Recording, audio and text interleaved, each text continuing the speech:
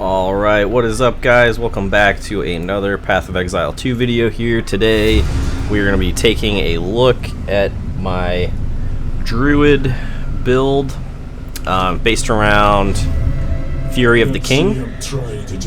So we will go ahead, and this is a tier 15. I just haven't found any tier 16 maps yet. Tier 15 map, here's the mods if you want to see them. It's a yellow map. And we are doing a corrupted nexus for the quest. This build has really good clear speed. It has really good survivability. The damage is just ridiculous in my opinion, compared to any other build that I've played. We'll look at stuff in a little more depth here. Once we clear the map, but have about 4k ES, 2k life with our buffs up. So just looking where I'm gonna plop that thing down. Can't really do immune to fire damage because most of my damage is fire damage. I could probably get away with it. But it's definitely gonna be a little bit easier. Kind of hard to tell where the monsters are with all the lava explosions.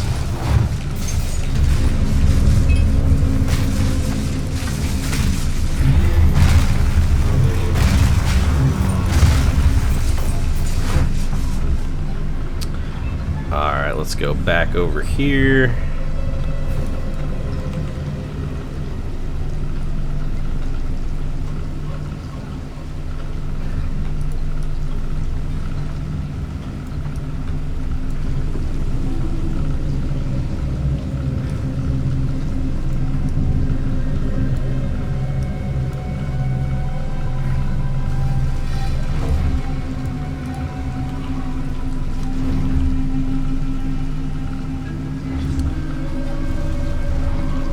So I just have this because I feel like it makes it a little bit quicker. I don't really like laying all the mines down.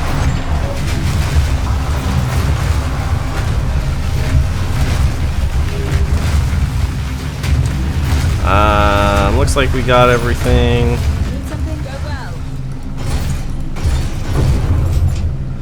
One thing I probably need to do is go back through and just tighten up my filter a little bit. I think right now it's I have, you know, semi-strict, and it still shows like way too much stuff, and I'm kind of OCD, so if I see it on the ground I'm gonna pick it up. So for my own, you know, sanity, I basically have to make it so I don't see it. Otherwise I'm gonna stop, I'm gonna pick it up, I'm gonna, you know, spend more time than I should analyzing the item, checking for you know, if I can sell it, etc. So gonna go ahead and in my mind here just pretend like the items aren't dropping, and, you know, unless it's like actually something really good, and then I'll pick them up after we finish recording the video. If you guys don't mind hitting that subscribe button though, I really do appreciate it. Helps me out. We're at right about 1450 subs, going for 1500.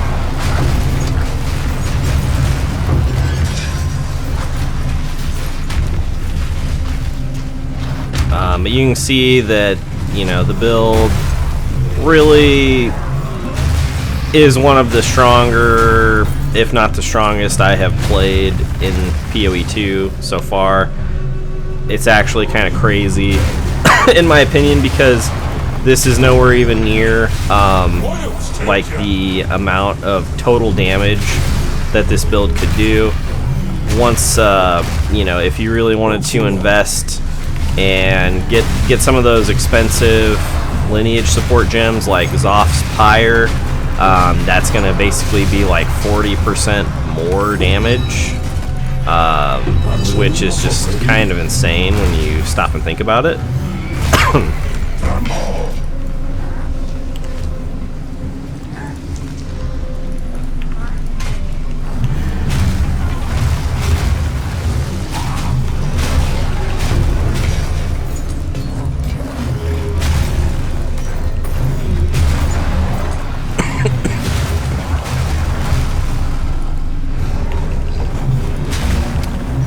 basically we one-shot pretty much everything, bosses included. You'll see that when I eventually make my way to the boss. I kind of have been forgetting to utilize my whatever this is, Batar's Vengeance. That's super powerful. It gives me basically like 50% extra damage as cold, which is based off your rage. However much rage you have, it gives you that much damage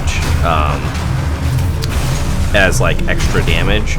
And since we are a druid, we have a ton of rage. I think my maximum rage is like right at about 50-ish, give or take. But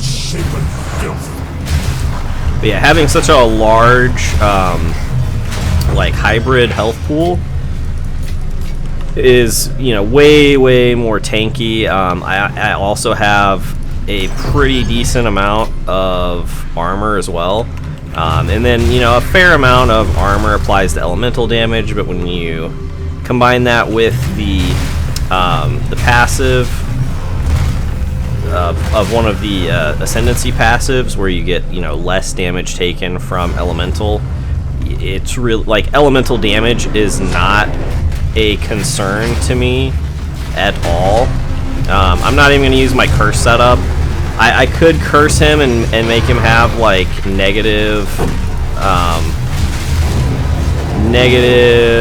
yeah, I mean, you just basically just deleted those two bosses, like they weren't even a consideration. So this is pretty cool, you know, when you get the bear form with like with Calm's armor. Makes you feel pretty awesome. Synergizes incredibly well with the fishers. Third stratum of creature. I'm starting to see a pattern worse. These ones.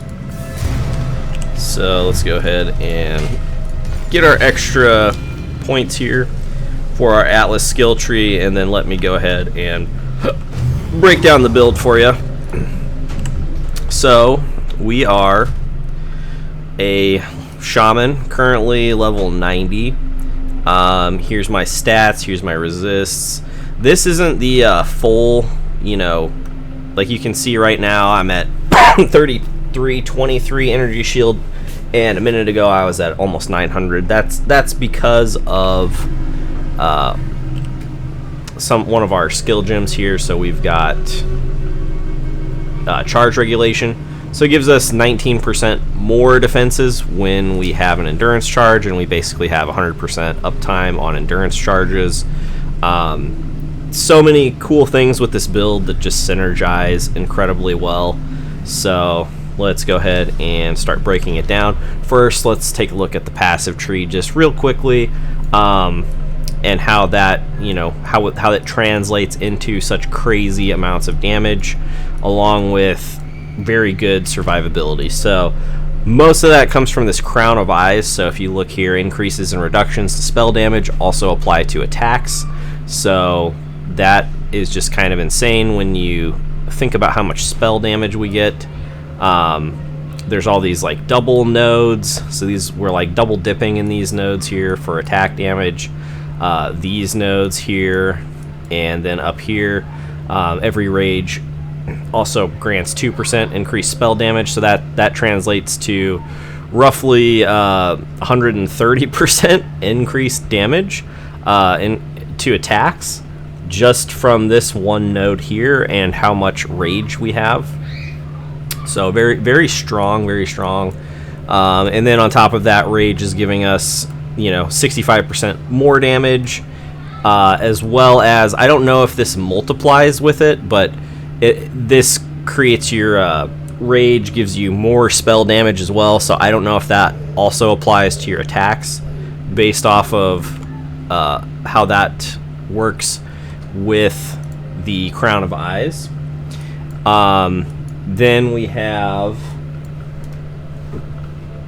over here, we've got reactive growth. I personally don't think Avatar of Evolution is worth it.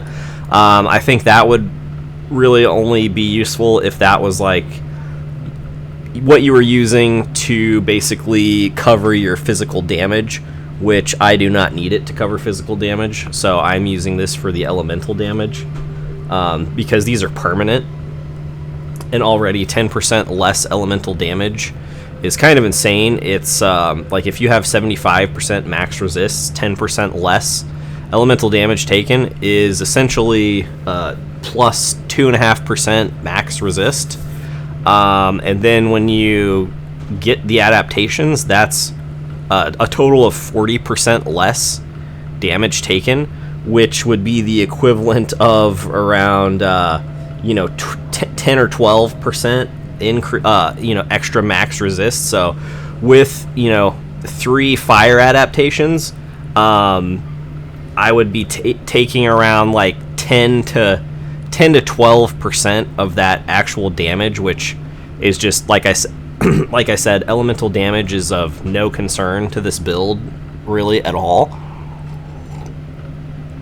And let me go ahead and just generate some endurance charges so we can see the totals, the actual totals here of our character. So armor just under 16,000 total.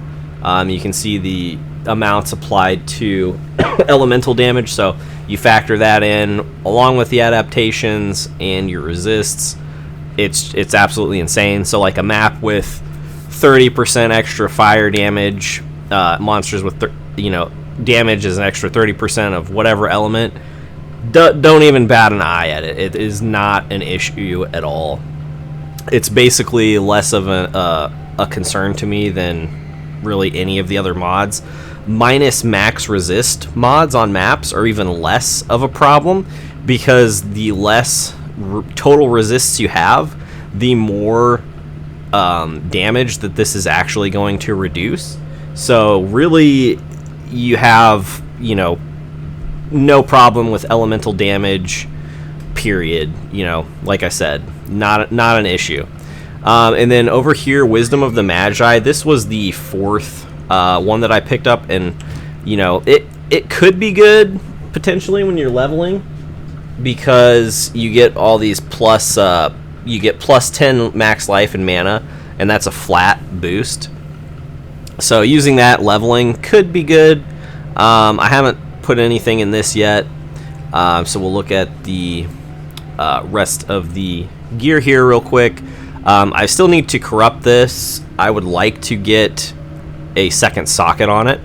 I socketed all these. I bought this with 3 sockets in it. Got it for a really good deal. I was looking on the auction house, or whatever it's called, the marketplace, for a couple days before I pulled the trigger. I think I got it around 20 to 25 chaos. Earlier in the league, before there was a ton of inflation, I'm sure it's worth quite a bit more. But we put this this rune in it, so 8% damage is extra physical damage, 8% chance to gain an additional random charge when you gain a charge. So this is awesome because it also synergizes really well with charge regulation. 24% more crit chance if we generate a power charge, and 24% increased skill speed when we have a frenzy charge. So we generate charges so often that very, very regularly I'll have all 3 charges up, so that's just awesome. This one is also really good, just 5% damage as extra damage of all elements. And then, so I don't know if that's actually like 15% extra damage, if it's like 5 fire, cold, and ice, or sorry, 5 fire, cold, and lightning, or if it's just 5% extra damage mixed of the 3 elements. It's not very clear to me. And then this one, 50% increased attack damage against rare and unique enemies. That's just great. +1 to all level of attack skills. That's even better. This, I still need to put some better socketables in it. This is just how I bought it, and it's, not been an issue. If I can get more spirit, that would be great. But if not, it's not the end of the world. If I wanted to, I don't know if I have the regen for it, but I could get the spirit gem that makes your rage more effective. I can't remember if it's called Berserk or which we actually have a spirit gem here, so let's take a real quick look. Not eternal. Yeah, Berserk. So 50% increased rage effect. That's just going to make us even more powerful, even more damage. Now looking at the passive tree, so we went and picked up most, if not all, the energy shield, armor energy shield nodes that were available, because at this point the damage is so crazy, and I can still increase the damage just from gems and from doing some things with the gear that I just felt like I wanted more EHP, or effective hit points, just to increase survivability, because really probably the only thing that's going to kill me at this point is like a one shot, and nothing has even come close in quite a long time. So maybe when I start getting to some of those more difficult, like pinnacle bosses, will that be a concern? But as of right now, it's not. But not dying is also really good in this game, and the damage is not a problem. So just felt like that would be good. Potentially may come over here and get these, because that's more armor and energy shield, and this basically is going to give you 20% more armor while you're not on low energy shield. So that seems like it could be pretty solid. And this is also very, very strong. 3 to armor per 1 item energy shield on boots. So if you get some boots with around 300 plus energy shield, that's an extra 900 flat armor. That is kind of crazy when you think about it. So these boots are giving me 900 flat armor and 300, over 300 energy shield. So just kind of crazy. Like we can take a look here at what my armor is with the boots and then without. So that node is giving me about almost 6,000 armor. 5k, about 5k armor. So very, very, very strong for the investment to get this.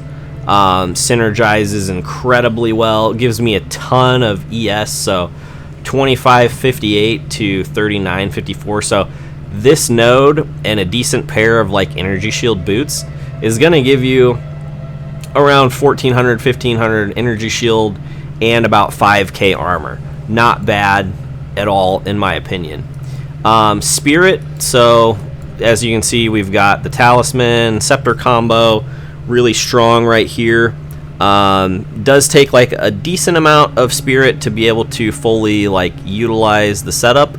If I can get basically like 3 more spirit, I think, which I could easily get, on an amulet, then I would be able to use that Berserk gem, I believe, or maybe that's a 60.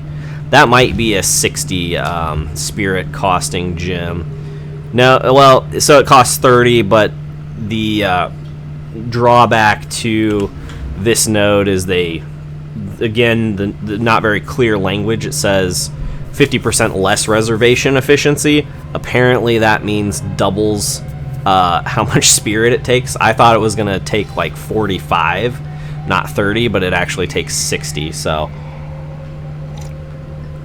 I would need, I think, to get to 60, I would need another like 66 spirit. So little bit of a tall order. I think I might be able to get that all on an amulet potentially. I'll have to see, or maybe get something with like a corruption. It's not high on my priority list right now, because if I really want to use Berserk, I could just not use Overwhelming Presence. I've just been using it. It's just what I've had equipped, and it isn't really that bad for what this build does in terms of like freezing and stunning, etc. It just helps. I don't know if I need it or not, but I've just been using it because I didn't have the regen to use Berserk previously, and I'm not 100% sure if I have enough right now. Next things I'm going to pick up are these couple nodes here. So the other thing that really makes this build work is, taking these rage nodes here, And then everything else really is just, you know, the shape-shifted nodes. So these are nice for, you know, just the penetration is nice for clear speed, and then the skill speed as well. I don't know if, you know, this is totally needed. If I really wanted to get 5 points back, I could spec out of this.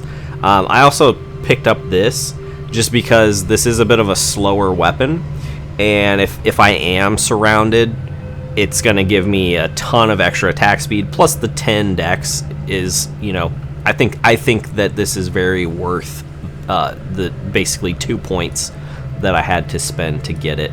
The other setup we have here, so we have a curse setup. So we've got Lightning Storm, and then we've got Cursed Ground for that. And this is on my weapon set 2. So we have up here, basically just to get these increased exposure effect nodes. So this is an extra 50% increased exposure. And to drive that, we have this staff. So Whispering Ice inflicts elemental exposure on hit, lowering total elemental resistances by 54%. You increase that by 50%. That takes it up to 76% exposure, which lasts, you know, I think the standard exposure lasts, what, like, so 4 seconds. But with Lightning Storm, every time it hits the enemy, it's inflicting that exposure again. And then on our Cursed Ground setup, that is going to give them a negative 64% to elemental resistances. So that's about 130, what did we say on this? 76 plus 64, so negative 140% resists.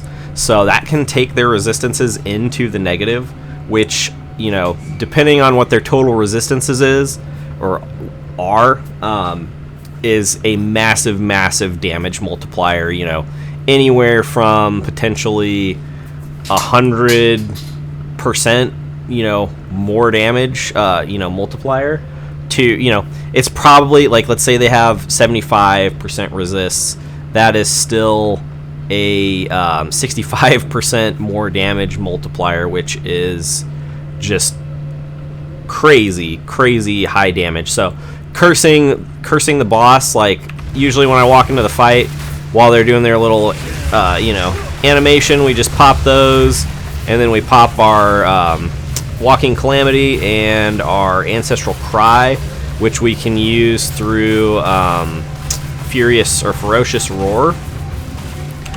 That gives us tons and tons of extra damage, and I typically, I mean, you saw me just one-shot these bosses without even using the exposure curse setup. Imagine popping those first. I just didn't do it because the boss was already active and it didn't, you know, wasn't even necessary. But, you know, just basically we one-shot them. Even like a powerful map boss, we one-shot them. I'm assuming when I get to more difficult content, it's still going to be, you know, close, if not a one-shot on those bosses, especially when we get, you know, the higher damage setups going. So, I mean, you can kind of look at the passive tree here outside of that. So weapon set 2 comes up here. Weapon set 1 is what we use to pick up, you know, all the shape-shifted nodes, and the other, and then on weapon set 2 I also picked these up just for the extra skill effect duration, because that's going to affect how long your curse lasts, how long your lightning storm lasts. Then we've got, you know, some increased attack damage. The important thing with that is that where is it? Walking Calamity is not a melee skill, but it is an attack. So you want to be careful when you're picking up nodes that you're focusing on attack damage and not picking anything up that's just strictly melee damage, because the melee damage will not influence that. So gems, these are the gems I have right now, or jewels, sorry. These I found and then Exalt spammed them, so they're not bad. They definitely could be better, but they're not bad at all. And I just haven't had a need to really improve them. So we will go ahead, and I think this is, you know, fairly self-explanatory. One issue I have with PoE 2 versus PoE 1 is like the passive tree. It never feels like you can, you know, I feel like in PoE 1 you were like, oh, I can, you know, make this improvement, make it slightly more efficient, and, you know, do some crazy stuff where you like go all the way over here and you pick up a couple things, and then you go all the way over here and you pick up a couple things. In PoE 2, you really can only focus on like one area of the tree. Pathing across is almost impossible, I feel like, to do and still make a very strong build, because you have to spend so many points to get over to this area. You're just really better off picking up everything close by that you can that's going to synergize with your build. And then if you need to, like, you can kind of path like this around a tree and like pick up some of the starting area notables, because they are, you know, probably more valuable than a lot of, you know, nodes that are farther up here. But even doing that, like, to come from here and get over here, if you take the shortest route, is still a... You're spending about 20 points at minimum to go from here to here. And then you look over here at what you could spend 20 points on, and versus what you would get from pathing over here. Like, that's basically all you're getting are stat nodes. What I would like to see them do is go back to where stat nodes are plus 10 attributes, and then take out about half of these stat nodes. I think that would make the game much more interesting, and your power would come much more from the passive tree, versus like right now, a ton of your power that, you know, until you get like super rich, like for PoE 1 to buy a gem for, let's say, 40 divines that increases your total damage by 40% is just kind of unheard of. Like, the game doesn't work like that in PoE 1, but in this game that's kind of like the norm. So there's a bit of like a power disparity between the wealthy and like the haves and the have-nots, because if you've got 40 divines, you can go buy a gem and now you do 40% more damage than a character with the exact same gear and same builds, setup, everything, etc. So just a little bit of a gripe there. So we'll finish looking at the gear here, and then I will show you the gym setup, just to make, you know, come full circle. So we already looked at the weapon, we already looked at the helmet. This is my scepter. The main things you want to look for on a scepter is, you know, you want the spirit, and then, which I guess I didn't think about, like, if you increase the I guess I can't increase the corrupted one, but I don't know, can you increase quality on these and then it increases the spirit? Something I haven't really thought about before. But the stats you want to look for on here, the spirit, like max mana is good. Increased mana regeneration, I would say, is like a must-have. And then any increases to stats or like other things that would be helpful to you is good. But you don't need any of the allies in your presence or minion stuff, is completely wasted. So they do nothing for your build. You can ignore them, essentially. This is my amulet. I found this and then Exalt slammed it. It's not bad. You know, it's doing what I need it to do. Could be better, but, you know, I don't really want to invest the currency in that right now. But it's still pretty solid for something that I found and just Exalt slammed, essentially. Same thing with these rings. These rings are all rings that I believe, you know, I think I would find a ring with, you know, two good mods on it, and then I'd regal it and then just Exalt slam it. So that's how I got these two rings. One thing I also like about this build is that I'm making use of 3 defensive stats, energy shield, armor, and evasion. So I actually have, you know, like a 10 to 15% chance. We'll go ahead and we'll get we'll get our buff up here. Okay, so let's take a look at. So we've got about 1,800 evasion, roughly. You know, for trash, a 17% chance to avoid damage, which is not bad.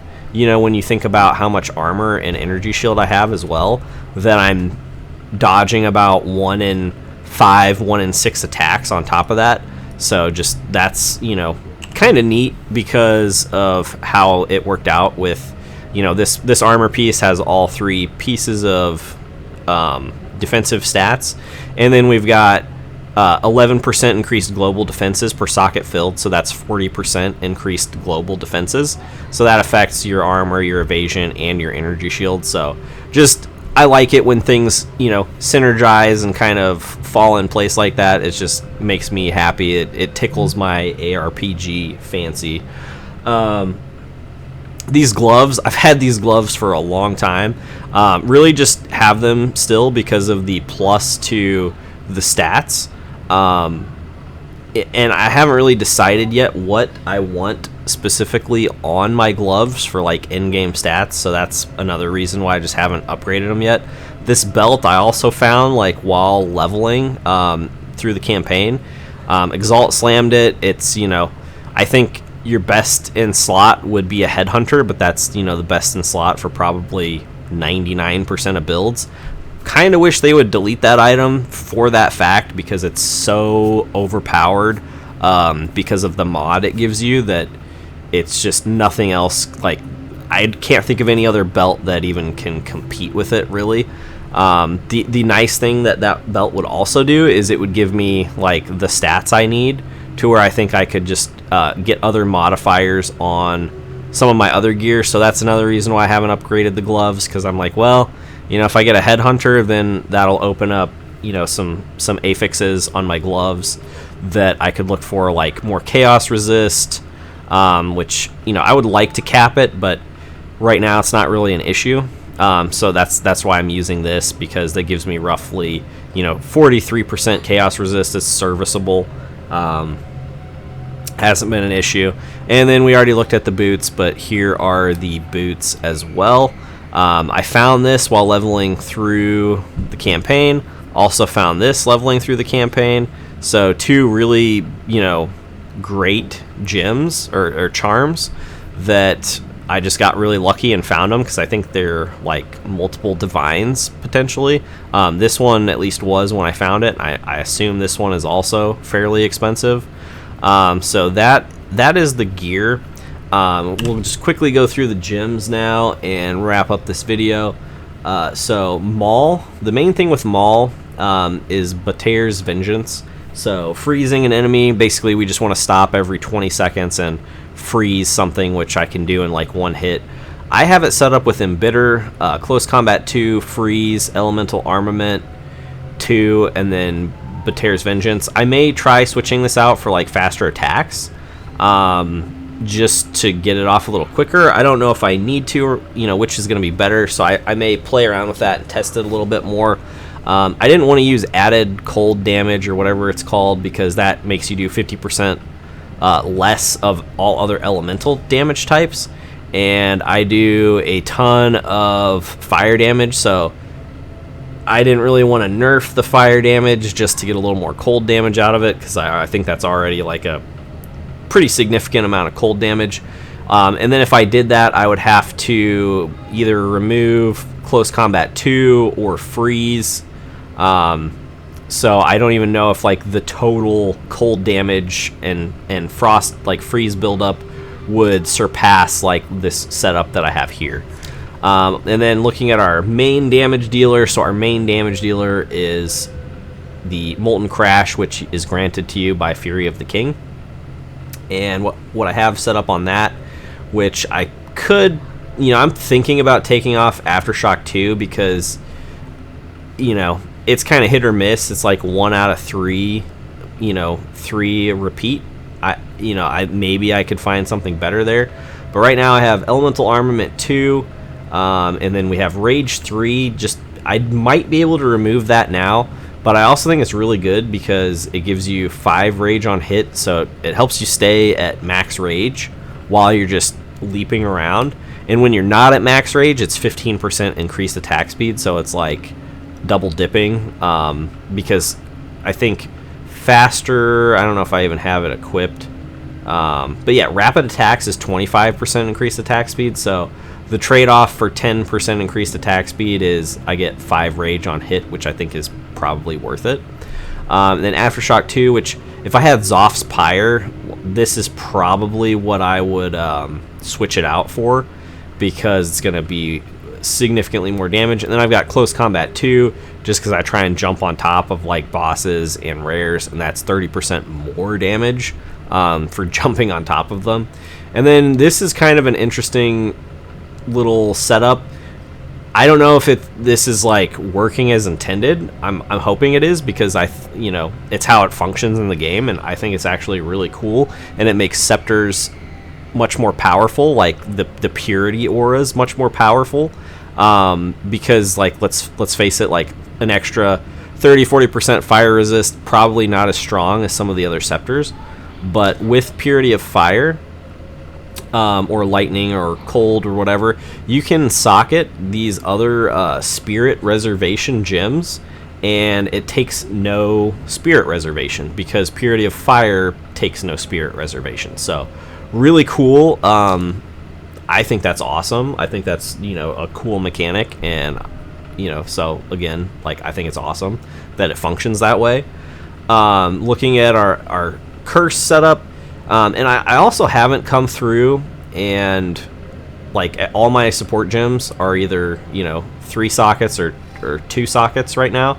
I could come through and make them all 5 or 6 sockets if I wanted to. Unfortunately, you can't get Molten Crash to a 6 socket, just because item levels don't work like that, and I wish they did, because it is like a bit of a nerf to the ability. Whether that's intended or not, I don't know, but that's just currently how it functions in the game.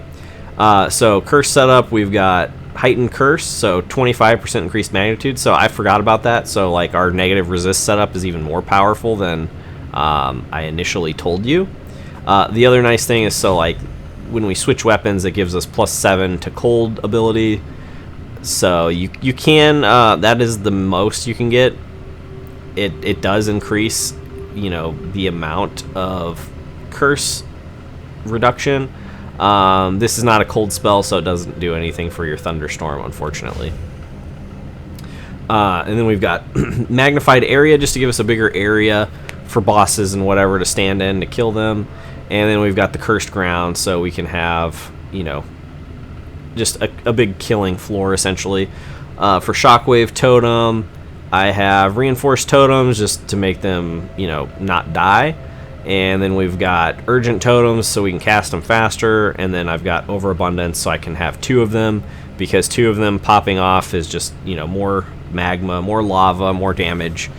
And the nice thing is you can cast them while in bear form, so basically like hardly any cast time at all when you do want to pop them. So you see we just got a frenzy charge there. So it 8% is basically 10%. It happens all the time. 8% of the time it happens every time. And let's look at the rest of these. So I don't really even use this ability, but I have it in there, just because I think visually it looks cool. And then when we have Ancestral Cry out, if there's ever a boss that I just can't insta-kill, the setup I have here is Rapid Attacks, Fist of War 3, because it makes your ancestrally boosted attacks have double effect. So that is going to be 60% more damage and 50% increased area of effect. And while we have Ancestral Cry up, every attack is ancestrally boosted. And so the tech here is that every ancestrally boosted attack has double effect, and every attack is ancestrally boosted when you have this, so they all have double effect. So really strong. And then I just have Aftershock 2 on it. It also looks really cool, so let me just, that to me that's just really satisfying.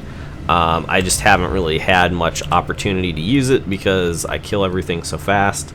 Thunderstorm, we've got Expand for the AoE. We've got Shock Conduction just to get more shock chance. That's another, more damage multipliers there. And then Potent Exposure, so even more exposure than I realized. So we're probably more realistically looking at negative 160, 70 resist. That's insane. Ferocious Roar, we've got Ancestral Cry, Prolonged Duration 2, Magnified Area 2. Like I said, Overwhelming Presence is kind of just a placeholder right now. And then Walking Calamity, we've got Prolonged Duration 2, Elemental Armament 2, and then Concentrated Area, because we don't really care about the area of effect, but it's, the meteors are kind of like homing, so they kill everything anyways. Even with this, it's just more damage. Savage Fury, there is some tech here where you can have this equipped on your weapon slot too, and get the benefits, unless they've patched it out. Again, not sure if it's working as intended or not, but it's currently, or it was, how it works in the game. I just don't have the life regen to use it. But it is a pretty significant damage multiplier if you can support it, and you can use it for free. I will show you if we will see if that still works. So it looks like it does not currently work that way anymore. So they must have, well, actually, let me check something. Yeah, it looks like maybe they patched that so it doesn't work that way anymore. But it did work that way, at least at one point in time, unless maybe I'm doing something wrong. But that was something that I did feel like needed to be patched, whether it was working intended or not. It seemed like it shouldn't work that way, so I'm glad they fixed that, because that, to me, seemed like it was a bit of an issue. So that is the gym setup. That is the build. Thanks for tuning in, guys. Thanks for listening. Thanks for watching. Let me know what you think down in the comments. If you've got any suggestions, I'm definitely open to hearing them, because I like to learn and improve the build as much as I can, and I am not omnipotent, so I don't know everything. The other things I've thought about that might be good to pick up are these like crit nodes, because I have a decent amount of crit chance, and this would just make it even better and give you more crit damage. I think there might even be some other crit nodes that I could pick up if I really wanted to, but those are probably the most efficient ones to pick up